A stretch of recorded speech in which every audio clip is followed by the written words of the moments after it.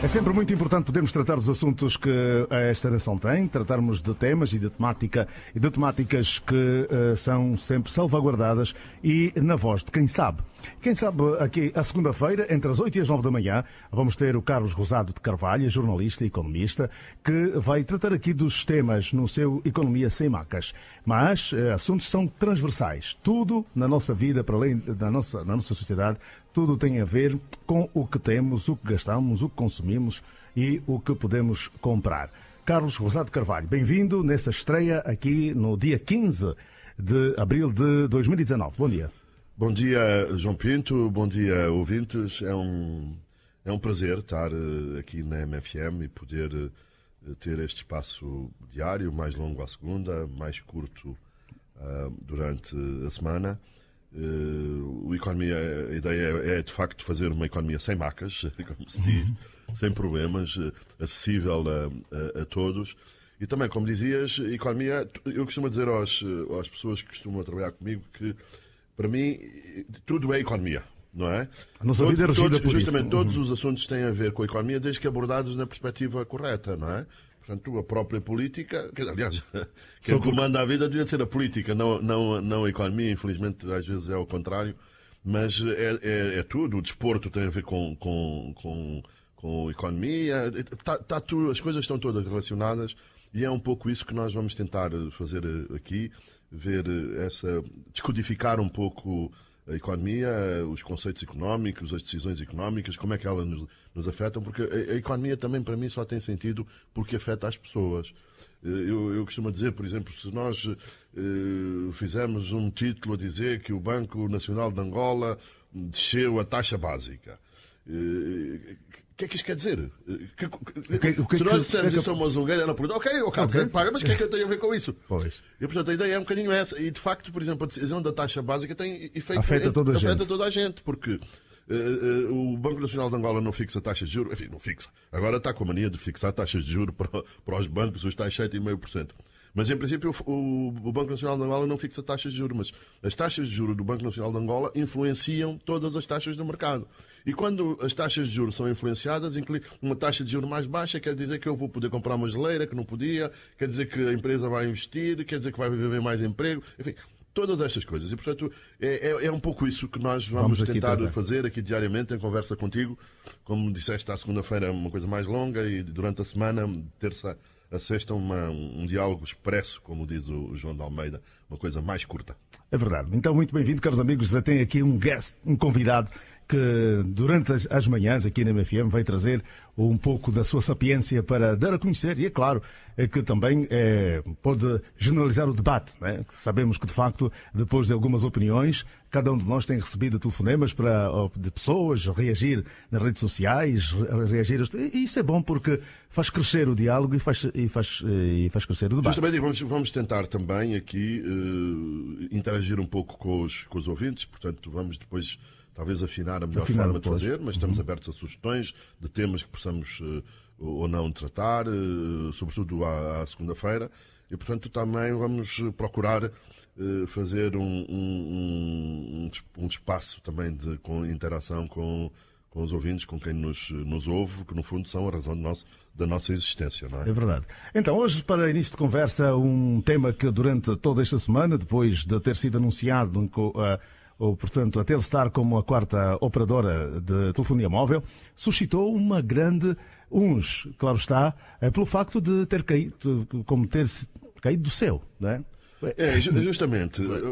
Quer dizer, nós que pensávamos que tínhamos iniciado uma nova era, com maior transparência, etc. Este concurso da Telstar, e repare, eu não estou a fazer juízes de valor sobre a Telstar, empresa, eu estou a dizer a forma como decorreu o concurso é uma coisa que ninguém entende, ninguém compreende. E aliás, nós podemos começar até esta Economia Sem Macas com uma caixa, com uma notícia que é nossa, que é exclusiva, que é que a empresa... portanto, o concurso é limitado. O que é que quer dizer? Havia ali a primeira coisa, havia uma modalidade. Havia um problema com a UNITA, até veio dizer que o Presidente tinha mandado fazer um concurso e depois o Ministério das Telecomunicações tinha feito outro concurso. Isso não corresponde à verdade. Portanto, o problema não está aí. É um concurso por qualificação prévia. Quer dizer o quê? Normalmente o concurso público é toda a gente se candidata e apresenta logo um projeto. Neste caso, apresentava um projeto para fazer o operador móvel em Angola. Este concurso limitado quer dizer o quê? Quer dizer que toda a gente pode se candidatar, mas depois só vão para a frente quem preencher os recursos, os requisitos. E então o que é que aconteceu? Isto começa mal do princípio, porque é o seguinte: é publicado, creio que em novembro, o anúncio público, o anúncio do concurso, mas o despacho do Presidente da República a autorizar o concurso só sai em fevereiro. Portanto, eu acho que arranca logo mal. Quer dizer, nós não podemos publicar um anúncio quando o Presidente, ainda que é o titular do Poder Executivo, ainda não autorizou. E então depois o que é que acontece? E segundo disse o próprio Ministro. Depois são selecionados, são apurados 3 candidatos. É a Telstar, e é a MTN, e é um terceiro que o Ministério não disse. Portanto, nós estamos em condições de dizer que esse terceiro candidato é uma empresa chinesa que se candidatou com o nome através de uma sociedade de veículo que é a Sharing Intelligence Systems. Só que esta empresa como eu disse, é uma sociedade de veículo. Quem está na base da candidatura é a Sharing Mobile. E, portanto, a informação que nós temos é que eles vão impugnar o concurso. E, portanto, isto se calhar ainda vai passar muita água debaixo da ponte. Mas há aqui uma questão. E porquê que se vai... Penso que são argumentos de natureza formal. E é o seguinte: o concurso tinha que ser, de acordo com a lei da contratação pública, o concurso tinha que ser publicado em Diário da República e também no portal da contratação pública. Ora bem, o que acontece é que nenhuma destas coisas... O que acontece é que não aconteceu, justamente. Portanto, não houve publicação deste concurso quer no Diário da República, quer no portal da contratação pública. Outro problema que existe também em relação a esta questão é que, segundo apurei, a empresa chinesa não foi notificada da decisão final de ser excluída. Porque isto é o seguinte: há uma comissão de avaliação. É uma obrigação. E é uma obrigação. Há uma comissão de avaliação. E essa comissão de avaliação tem uma decisão preliminar. Diz: olha, nós achamos que estes candidatos podem continuar e aqueles não podem continuar. E depois há um diálogo e, portanto, isso aconteceu. Os chineses foram notificados de que tinham, em termos preliminares, tinham sido excluídos. Mas depois tem que haver um relatório final e tem que haver uma decisão do ministro. E, portanto, isso não aconteceu. É outro dos argumentos que os chineses estarão a utilizar. Mas, portanto, vai haver impugnação do concurso e essa impugnação será feita pelo terceiro candidato, digamos assim, que era a questão que está relacionado com os chineses. E estes chineses, a este concurso podiam concorrer 2 tipos de empresas. Empresas internacionais que provassem ter mais de 10 anos de operação, ou então empresas nacionais que tivessem um parceiro que tivesse nestas condições, que tivesse 10 anos de operação. No caso particular dos chineses, eles tinham um parceiro local que é o Esacom, que tinha também uma licença de telefonia fixa. No caso da Telstar, aparentemente o que acontece é o seguinte: é um concorrente nacional que tem um parceiro internacional.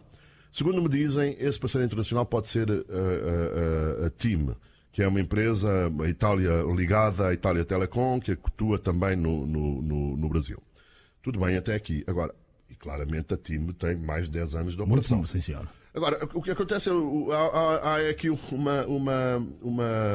uma coisa que tem que se ver o que é que se passa. Que tem a ver com o seguinte: a TIM está e preenche esses requisitos, mas o que acontece é que a Telstar só foi constituída em janeiro de 2018. Ora, um dos requisitos do concurso é que as empresas, para demonstrarem a sua capacidade financeira, têm que apresentar demonstrações financeiras dos últimos 3 anos. Ora, aparentemente, a Telstar não preenche este requisito, uma vez que foi constituída naquela altura. Ainda ligado com esta questão das candidaturas, há também, digamos assim, uma coisa que é no mínimo estranha. É que quando o concurso é lançado, vigorava uma lei do investimento privado que obrigava a fazer parcerias com locais, que isto é, os estrangeiros não podiam concorrer se não tivessem um parceiro local. Acontece que a decisão hoje, quando é decidido o concurso, a verdade é que a lei mudou e agora os estrangeiros já não precisam de ter parceiros locais. Portanto, o que nós perguntamos, e a dúvida é esta, mas porquê é que não se esperou pela nova lei para lançar um concurso de natureza internacional, que já não obrigava a haver parceiros locais? E essa é o que eu defendo. Eu acho que se mandasse, teria feito um concurso para empresas internacionais. Para que nós tenhamos efetivamente alguma concorrência, muita concorrência internamente. Eu não sei também se as empresas internacionais, nesta altura, estão interessadas em vir para aqui. Porque, digamos, concorrer com a Unitel é uma tarefa muito pesada. A Unitel tem 75% do mercado e, portanto, isso exige investimentos muito pesados.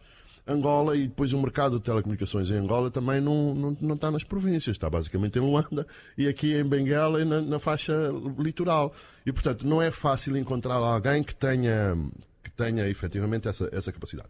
E depois há a outra questão, e que as pessoas que se colocam, que é, mas a Telstar foi constituída naquela altura, e quem são os donos da Telstar? Quem é que está por trás desta empresa? Isso cria outras dúvidas pelos nomes que apareceram na imprensa, aliás, o Rosado... Justamente. Nós fizemos isso no Expansão, em novembro já. Em novembro nós já dizíamos que era a Telstar que ia ganhar o concurso.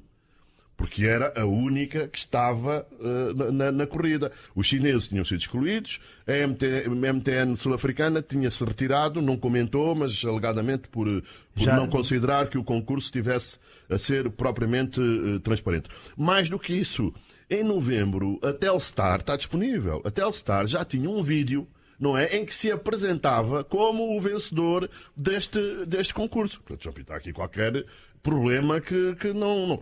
E então essa Telstar tem basicamente dois acionistas. E depois o que se diz é que esta Telstar estaria relacionada com outra empresa, que é a Mundo Startel. Essa sim tinha uma operação, nomeadamente telefonia fixa. E é nessa Mundo Startel onde estão digamos assim, os PEPs, as pessoas expostas politicamente. Nomeadamente o Expansão avançou que seria Augusto Mas, Zé Pedro Moraes, também Brandão e Gino Carneiro, portanto, pessoas expostas politicamente. Eu falei com um dos acionistas da Mundo Startel, que me garante que eles não têm nada a ver com a Telstar. Isto é, o que esse acionista me disse é que nunca foram consultados, a Mundo Startel nunca foi consultada, no sentido de saber se ia ser candidata, não têm e não dispõem de informação absolutamente nenhuma. Portanto, aparentemente esta ligação eventualmente não existe, pelo menos segundo esse acionista. O que me disse é que nunca foi contactado, nunca lhe disseram nada sobre o assunto. Apareceu também aí nas redes sociais um post dizendo que o eventual parceiro da Telstar seria a Telecom Namíbia. Só que as pessoas, acontece isso muito, João Pinto, nas redes sociais, as pessoas não foram ver a data desse post em que a Telecom Namíbia dizia que ia entrar no mercado angolano. Só que esse post é de 2004. E era uma associação não com a Telstar, que não existia, mas era com a Mundo Startel, que tem eventualmente ligações acionistas, ou pelo menos acionistas comuns, com esta nova empresa. E então o acordo foi justamente rompido porque a Telecom Namíbia não investiu o dinheiro que estava para investir. Portanto, agora, tirando estas macas todas à volta do concurso, se é transparente, não é transparente, se foi feito, se não foi feito, e aqui há muitas pontas, digamos, soltas, o que nós precisamos de saber é, porque o que nós queremos é concorrência. Para haver concorrência tem que haver investimento. E, portanto, essa tal Telstar tem capacidade de investimento para concorrer com a Unitel, que é uma empresa que tem 75% do mercado. Ou vai contar também com os apoios do Estado? Não. O Estado é outra coisa. Quer dizer, é outra coisa. É o seguinte, este concurso foi para 55% da licença. Há uma parte que é 45% que vai pertencer a alguém a ser indicado pelo Estado. Portanto, nós aqui, eu pessoalmente também estava convencido disso, que isto era um concurso e que a empresa que ganhasse é que era a empresa. Mas não. Há ainda uns 45% dentro deste concurso que serão entregues a uma entidade a indicar pelo Estado. Mas é o Estado. Mas, pergunto, nós queremos é concorrência. Nós não queremos que o quarto operador tenha participação do Estado. Não é isso ou de alguém a ser indicado pelo Estado. Portanto, são todas estas coisas que é preciso ser esclarecido. E é o seguinte, este concurso tem uma grelha de classificação. O que nós perguntamos é porque é que o Ministério das Telecomunicações, porque é que a decisão final não diz quem são, qual foi a classificação que esta empresa obteve nos diferentes pontos. Nós não sabemos, a Telstar, nós temos, penso eu, o direito de saber quais são, quando há uma empresa que ganha um concurso desta grandeza, nós precisamos que haja mais informação. Quem é essa empresa? Quem são os últimos beneficiários dessa empresa? Como é que se chegou à conclusão porque esta empresa ganhasse, publicando a grelha dos indicadores, a pontuação que esta empresa obteve no final? E, portanto, quais são os resultados esperados? Justamente, são todas estas coisas que há aqui muitas pontas soltas. Admira-me a mim também o silêncio da própria Telstar. Nós já, em novembro, quando dissemos que a Telstar era a única empresa que estava na corrida para o quarto operador móvel, nós tentamos falar com a Telstar e a Telstar não disse rigorosamente nada. Portanto, há aqui, eu acho que o setor das telecomunicações é um setor demasiado importante para que hajam aqui tantas pontas soltas, tantas coisas por esclarecer, aparentemente tanta falta de transparência, porque nós já temos um quarto operador, mas não sabemos, digamos, de alguma maneira, um operador fantasma. Vai ter consequências políticas, ou deveria ter, né? Que faça toda essa situação, embora... É o seguinte, portanto, nós agora vamos ver, eu acho que vai passar muita água debaixo da ponte, não é? Nós tivemos a reversão de um contrato que tinha sido assinado, não é? Sabemos que foi aquela da empresa de aviação, não é? Sim, senhor, pois. Justamente. O Angola. Justamente. Aquilo foi. Portanto, isto não é uma decisão definitiva. Nós temos. Enfim, isto é uma decisão final, mas não é uma decisão definitiva, no sentido de que existe a possibilidade de se impugnar. E existe também a possibilidade do Presidente da República tomar alguma decisão sobre o assunto. Portanto, as dúvidas. Será que o Presidente... Enfim, eu imagino que antes da decisão ser tomada, que o Presidente da República tenha sido informado, aos seus assessores, etc. Não é? Mas eu acredito que vai passar muita água debaixo da ponte. Não, porque há uma contestação, mesmo social, que de facto aguarda por... As questões que o Rosado coloca são aquelas que têm sido colocadas em todas as variantes. Justamente. Há ou não transparência nessas Justamente. E nós estamos aqui a ver o seguinte. Nós, como é que é possível? Portanto, esta decisão já foi... Nós anunciamos, a Expansão anunciou essa decisão em novembro, dizendo que só havia um candidato e que esse candidato era a Telstar e que era uma empresa que tinha sido constituída em janeiro. Portanto, tudo o resto a gente não sabe. Quer dizer, mas qual é o segredo? Quer dizer, há um concurso, porquê é que não se dizem, olha, nós temos como parceiro internacional, porque todos os candidatos têm que ter um parceiro, os candidatos nacionais têm que ter um parceiro internacional que tenha pelo menos 10 anos de experiência nessa matéria. Portanto, o que é que custa a Telstar esclarecer as pessoas e dizer, olha, o nosso parceiro internacional é, por exemplo, a mim dizem-me que é a TIM.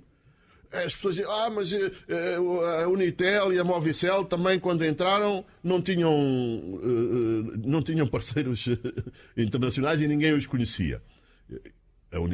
O caso da Unitel fala por si, não é? A Unitel foi feita com o auxílio da Portugal Telecom e o sucesso que a empresa tem no mercado fala por si. A Movicel não é propriamente um bom exemplo, não é? A Movicel é uma empresa que está no mercado e que todos nós gostaríamos que desse mais luta à Unitel e que o mercado fosse equilibrado. E, portanto, aparentemente, agora fez um acordo com a Vodafone, enfim, mas de facto o resultado em termos de concorrência não tem sido muito bom, tanto é que a Unitel tem 75% e a Movicel tem. Portanto, aqui não está em causa, nem eu estou a fazer juízos de valor sobre a empresa. O que nós temos é dúvidas, como não há esclarecimentos, nós temos dúvidas, e se essas dúvidas devem ser esclarecidas por quem de direito. Quem é a Telstar?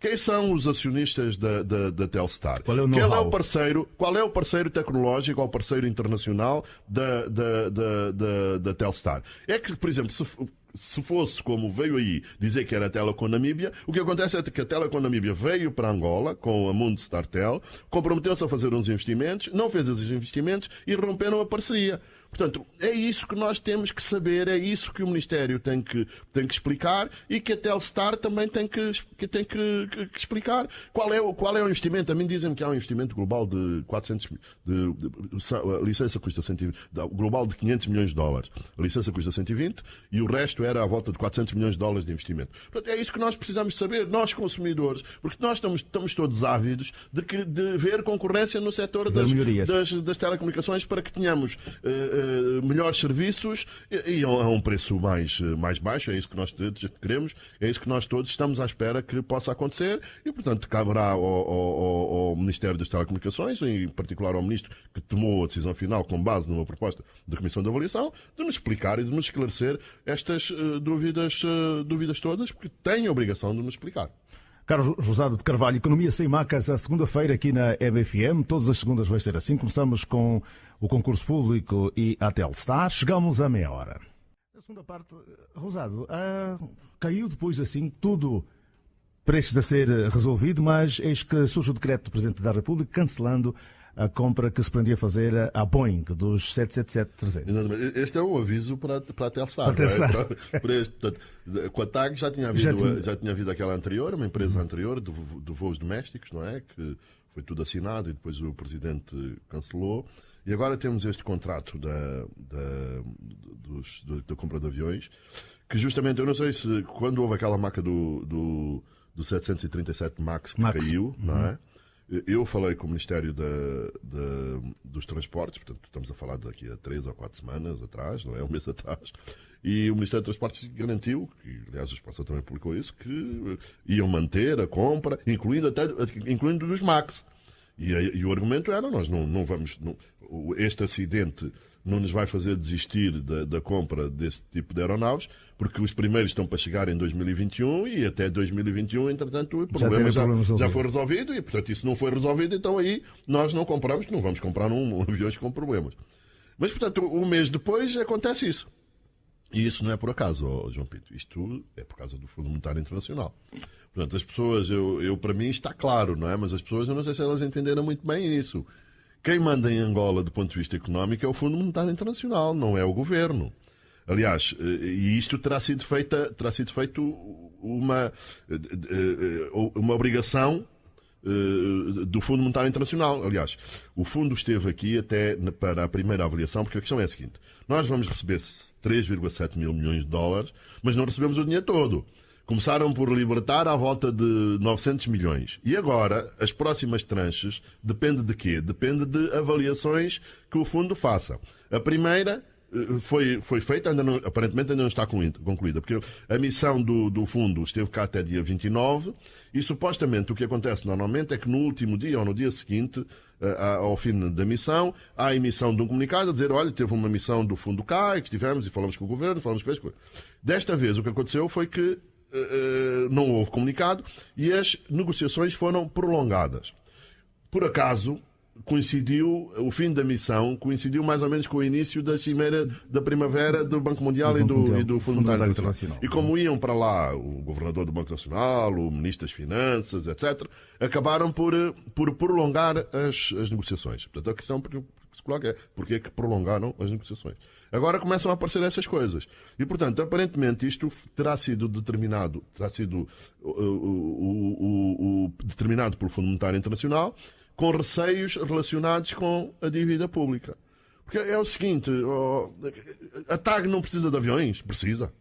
Eu também preciso de um Ferrari, mas não tenho dinheiro para comprar um Ferrari. E, portanto, a questão é essa. Como é que a TAG ia comprar os aviões?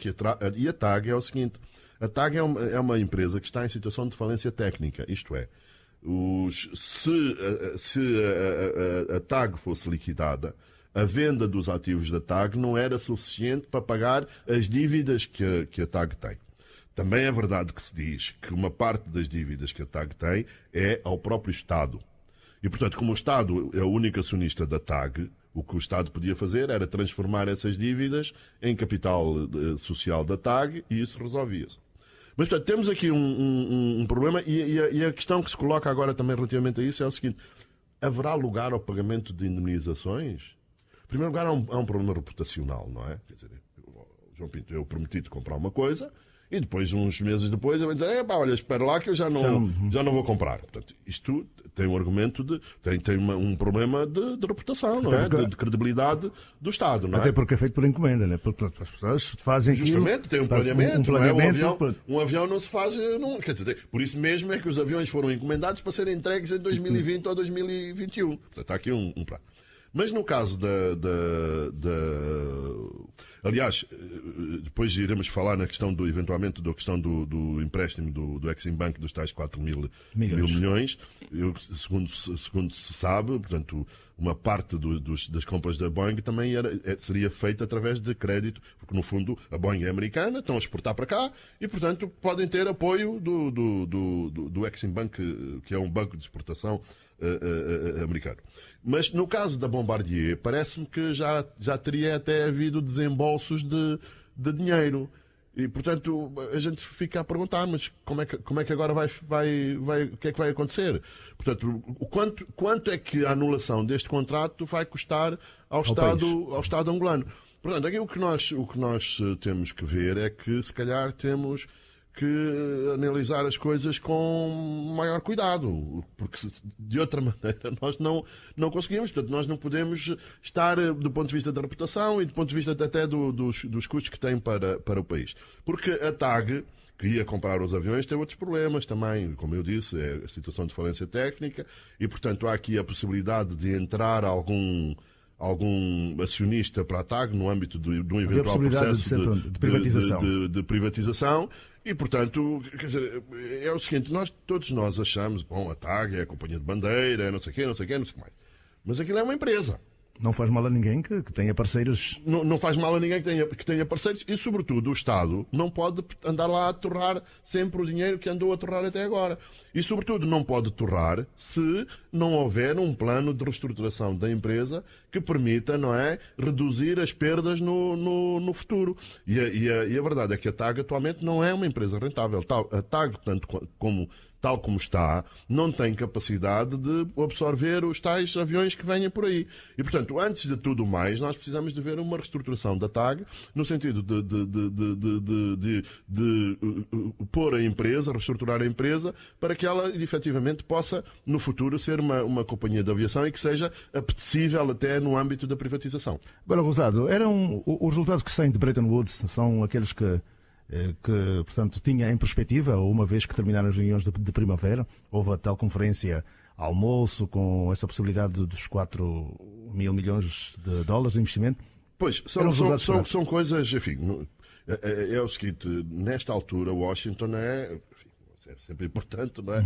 Mas as reuniões de primavera estão lá tudo o que é importante, não é? E, portanto, eu presumo que este acordo com o Exim Bank americano é um acordo que coincidiu com a presença em Washington, mas não está diretamente relacionado com os... Mas os resultados dessas reuniões... Agora, os resultados, eu estou um bocadinho ansioso e expectante relativamente aos resultados que foram atingidos. Portanto, qual é que é a nossa preocupação agora? É saber como é que está a primeira avaliação, para sabermos quando é que vamos receber a próxima tranche do Fundo Monetário Internacional. E, portanto, desse ponto de vista, não existe muita informação. Nós não sabemos o que é que atrasou as negociações, porque é que as negociações tiveram que ser prolongadas para esta semana, durante as reuniões do Banco Mundial e do Fundo Monetário Internacional. Agora, desta semana propriamente dita, o que eu gostava de destacar, e não são propriamente boas notícias, é que nestas reuniões o Fundo Monetário Internacional revê as suas previsões para a economia mundial e para todos os seus membros. E no nosso caso, o que aconteceu foi que o crescimento de Angola foi revisto em baixa, para 0,4%. Portanto, Angola, o fundo dizia que Angola ia crescer 2,5% este ano. Agora diz que vai crescer apenas 0,4%. Aliás, a previsão está alinhada com a do Governo. O Governo previa inicialmente que Angola ia crescer 2,8% este ano, só vai crescer 0,4%. Portanto, estamos aqui em presença de uma má notícia. Nós vimos de 3 recessões consecutivas, em 2016, em 2017 e em 2018. E, portanto, todos nós esperávamos e queríamos que o 2019 já fosse um ano de recuperação. Apesar de não ser muita, porque mesmo 2,8% é um crescimento que não chega para nós. A nossa população cresce 3% ao ano, portanto, nós temos que crescer pelo menos mais do que a população. E agora o que nós vimos dizer é que a economia vai estar praticamente estagnada. E, quer dizer, João Pinto, num país, ou em países onde as estatísticas são importantes, ali discutem-se e há as estatísticas estão bem organizadas, 0,1% é mesmo 0,1%. Agora aqui, 0,4% ou 0% ou menos 0,1% é praticamente a mesma coisa. E, portanto, nós aqui temos dúvidas sobre como é que se vai comportar a economia angolana em 2019. Tanto é que, ainda por cima, havia alguns indicadores avançados, nomeadamente os índices de confiança, que sugeriam que nós já tínhamos batido no fundo. E, portanto, esta é uma preocupação fundamental. O que sai de lá também, que é importante para um tema que nós íamos tratar também, que tem a ver com a revisão do OGE, é o seguinte, é que nós, o Fundo Monetário Internacional também reviu em baixa as previsões para o preço do petróleo. Portanto, no outono, a previsão do Fundo Monetário Internacional andava à volta dos 68 dólares por barril, que foi aquilo que Angola adotou para o Orçamento Geral do Estado, e agora está em pouco mais, está em menos de 60 dólares, está entre 59 e 60 dólares. E, portanto, isto aqui, de alguma maneira, é uma orientação para a revisão, eventual revisão do Orçamento Geral do Estado. Não há outra saída, vai ter mesmo que ser revisto, não é? Vai ter que ser revisto. Eu por acaso aqui defendo uma posição um pouco diferente da generalidade das pessoas.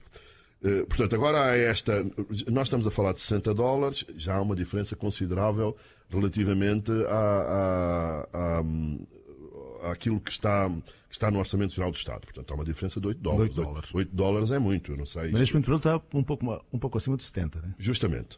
Portanto, o petróleo é uma coisa muito volátil, não é? O que eu defendo é o seguinte: se eu tivesse feito o Orçamento Geral do Estado, eu não teria feito seguramente com um preço de 68 dólares o barril. Eu sou defensor de, embora fosse aquele preço previsível, o preço de 68 dólares, naquela época, face às previsões que havia, não era um mau preço. Aliás, era mesmo abaixo daquilo que previa o Fundo Monetário Internacional. O que eu estou a dizer é que eu defendo um conservadorismo no preço do petróleo. E não teria feito, seguramente, um orçamento no máximo com 60 dólares o barril. Qual é que é a ideia? E o Fundo tem dito isso ao longo do tempo que se vem relacionando com Angola. Nós devemos fazer um preço baixo do petróleo para que sobre dinheiro, não é?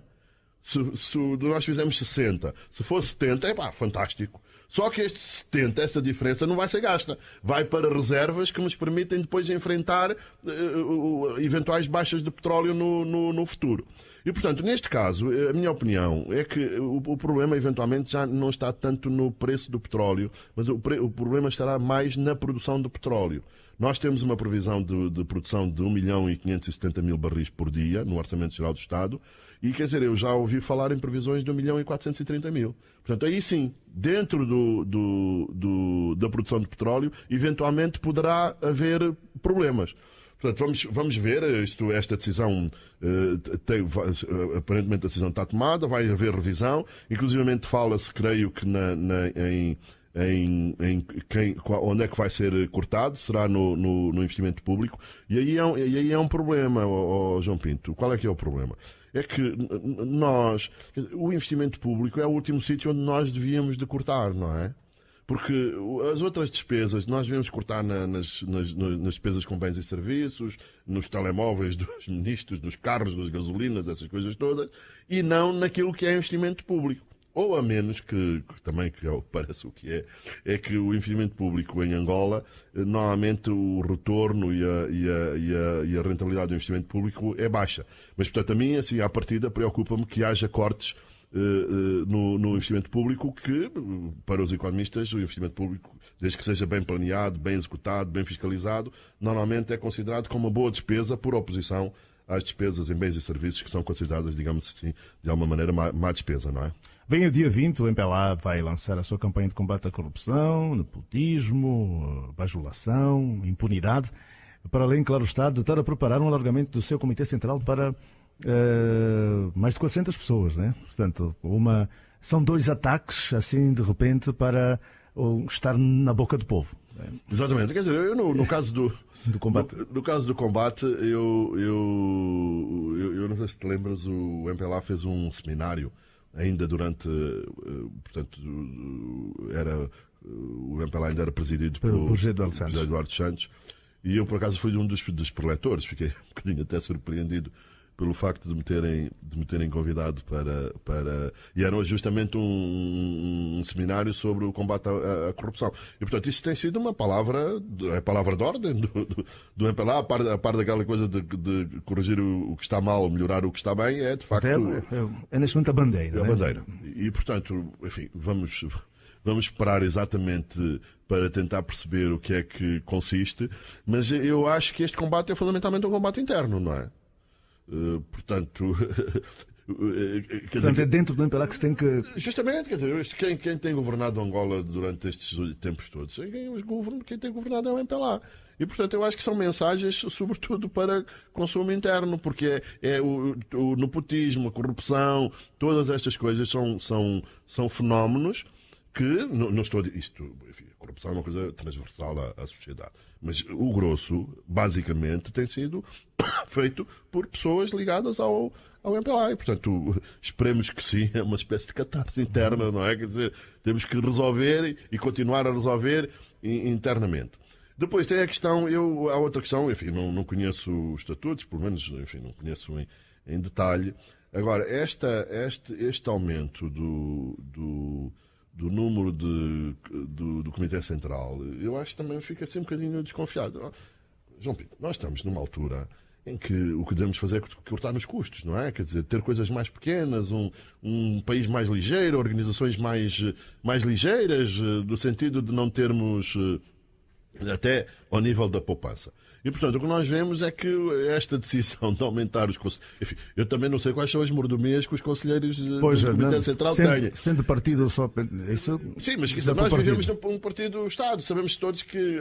Quer dizer, às vezes ser do Comitê Central do MPLA, se calhar é quase mais importante do que ser deputado, não é? Quer dizer, há aqui estas coisas. E, portanto, eu acho que vamos assim um bocadinho em contramão, quando se decide aumentar o número de elementos, de membros do Comitê Central. Não seria por um maior controle ou uma maior segurança do próprio presidente do MPLA? Pois, essa é a minha interpretação, não é? A minha interpretação, que eu não entendo nada de política, mas como cidadão, é essa a interpretação.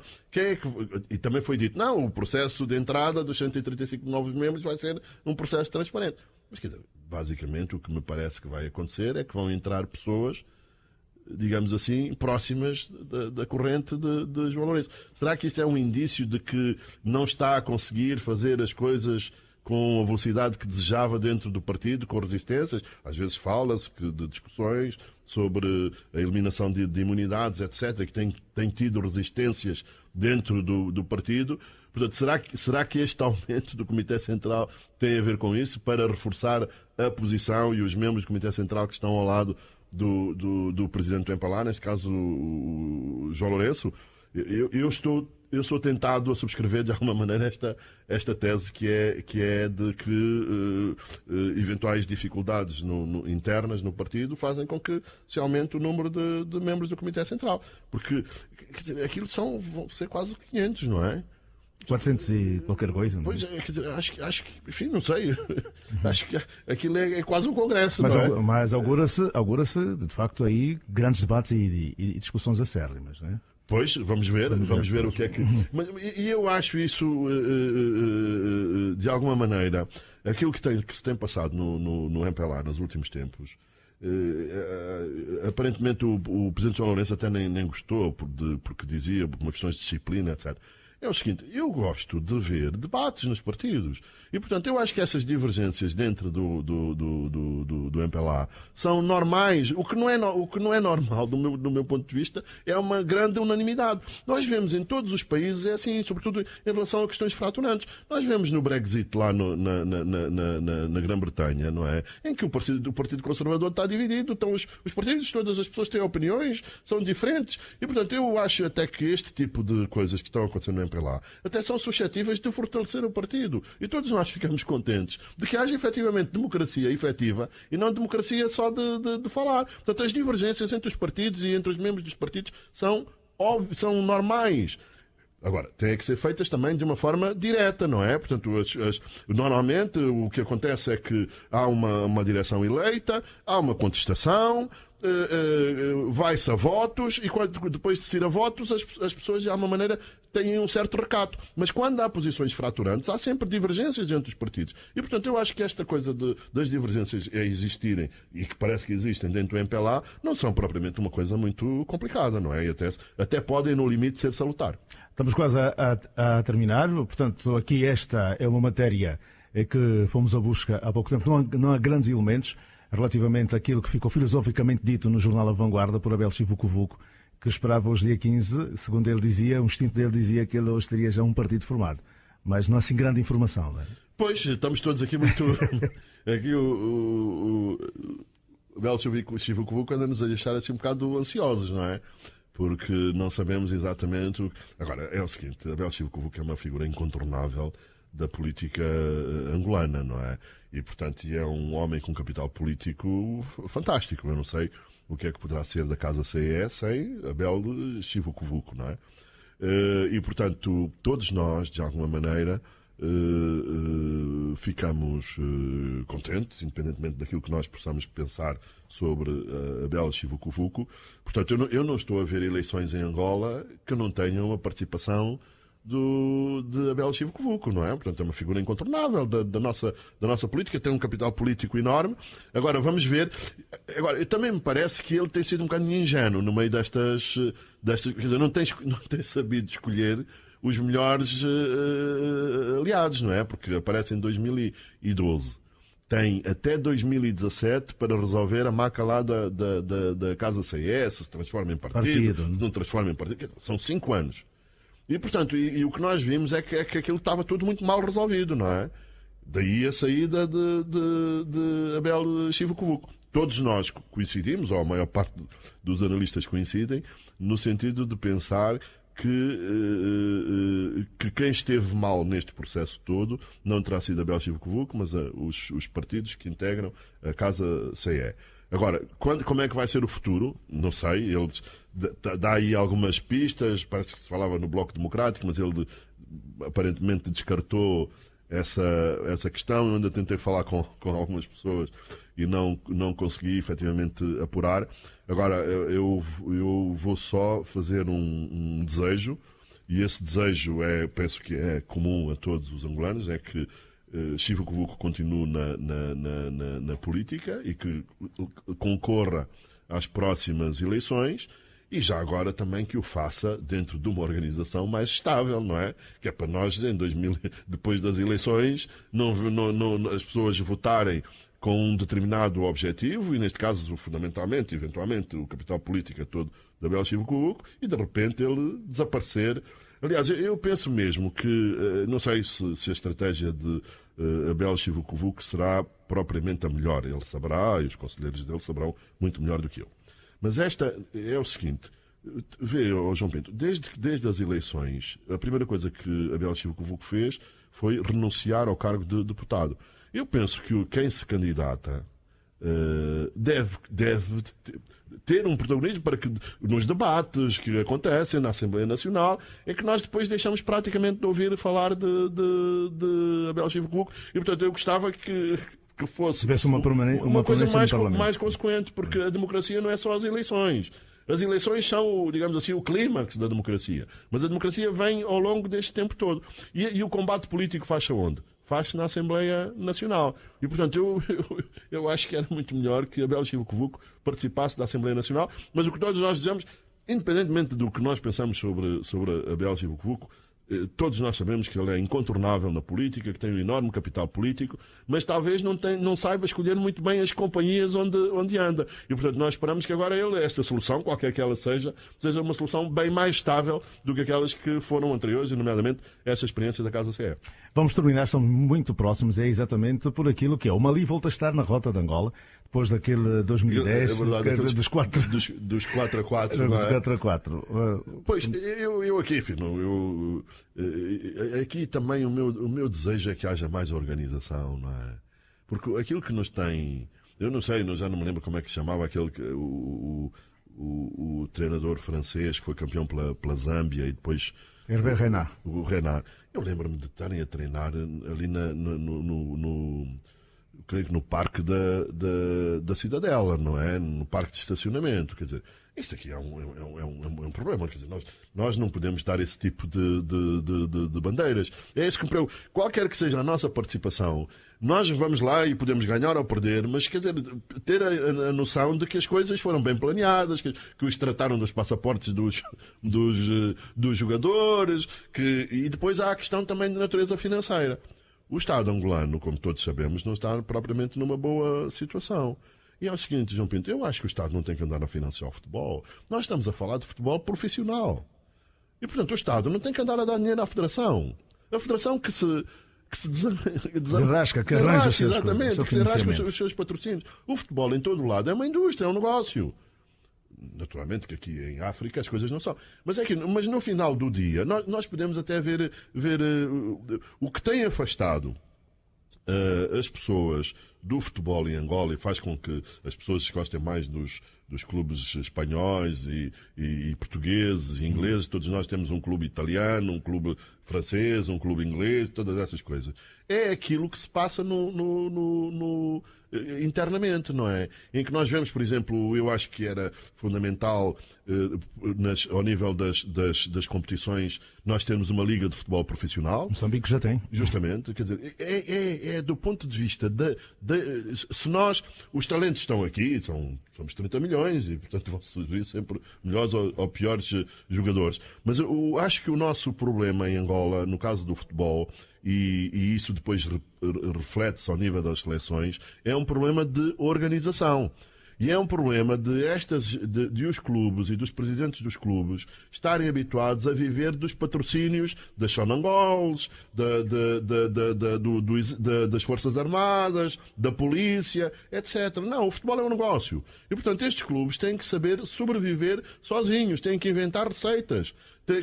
E é isso que não está a acontecer. E, portanto, eu acho que se nós estivermos melhor organizados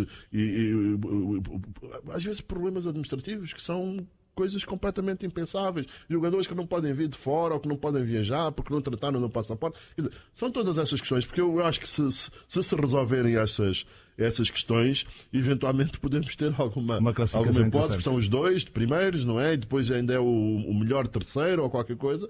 E, portanto, acho que se houver organização com maior ou menor dificuldade, pelo menos o que eu gostaria era o seguinte, é que a gente perdesse dentro do campo, não é?